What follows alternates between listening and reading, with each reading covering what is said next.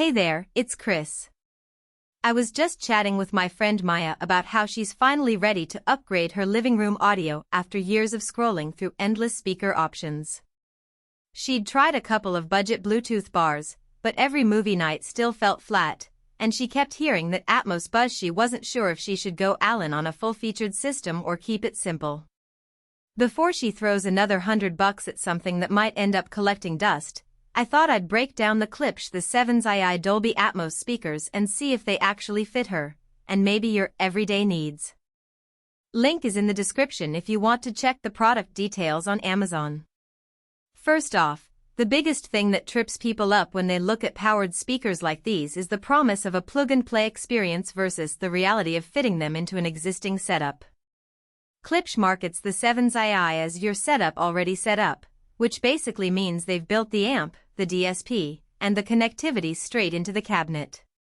In practice, that translates to a single power cord, an HDMI 2.1 input, and a few wireless streaming options.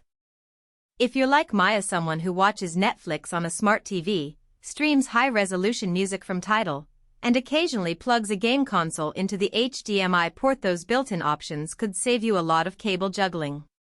You just hang the speakers, plug them into power, connect the HDMI to your TV, and let Dirac Live handle the room calibration. Now, let's talk about Dolby Atmos. The 7.5 have a 6.5-inch driver paired with a dedicated upward-firing tweeter that bounces sound off the ceiling to create that immersive overhead effect. In a typical 8-foot-high living room with a modest ceiling, you'll actually notice the height cues in movies like Blade Runner or Top Gun. Explosions feel like they're coming from above, and the ambient swells sit more naturally around you. That's a step up from the pseudo-surround tricks you get on most soundbars. The real test, though, is how it plays with music.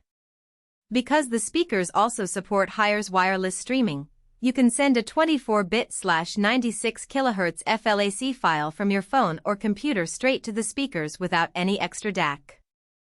For listeners who care about detail, that can be a nice perk, especially when paired with Dirac Live's room correction, which smooths out peaks and nulls caused by reflective walls or a hardwood floor. With all that tech baked in, you might wonder where the value really comes from. The biggest win is the elimination of a separate AV receiver. Most traditional Dolby Atmos setups require a pricey receiver, an extra subwoofer, and sometimes a dedicated preamp. Here you get two full-range speakers, room correction, and the streaming stack in one package. That's a solid price-performance claim for anyone who wants immersive sound without the clutter of a multi-component system.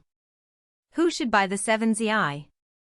If you're a movie enthusiast who wants a real Atmos experience but doesn't want to invest in a full 5.1 or 7.1 setup, these are a sweet spot. They work well in medium-sized rooms where you can position the speakers a few feet apart and still get a decent sweet spot. They're also a good fit for gamers who plug a console into the HDMI port and want directional audio cues. Think about that edgy fire seat feeling when a gunfire comes from behind you in Call of Duty. And if you already have a decent TV and just need the speakers to handle both movies and high-resolution music, the built-in streaming makes them a tidy solution. On the flip side, you might want to skip these if you have a very large open-plan space. The upward-firing driver relies on a reflective ceiling to bounce the height channel back down. In a vaulted room or a space with low, absorptive ceilings, the Atmos effect can feel weak. Also, audiophiles who demand a separate, high-end subwoofer for deep bass might find the integrated low-end a bit lacking.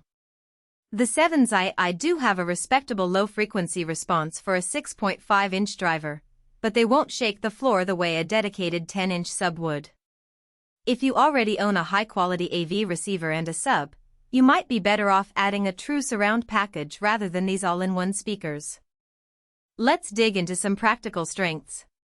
The first thing I noticed when I set them up in my own den was how quick the Dirac Live calibration was. You just run the included microphone around the listening area, tap a button, and the software creates a correction curve in under a minute. The result was a balanced sound field that didn't sound overly bright, which can happen with Klipsch's signature horn-laden tweeters. The HDMI 2.1 input also means you can pass through variable refresh rates and 4K video without any lag, great for gaming, where input delay is a real concern.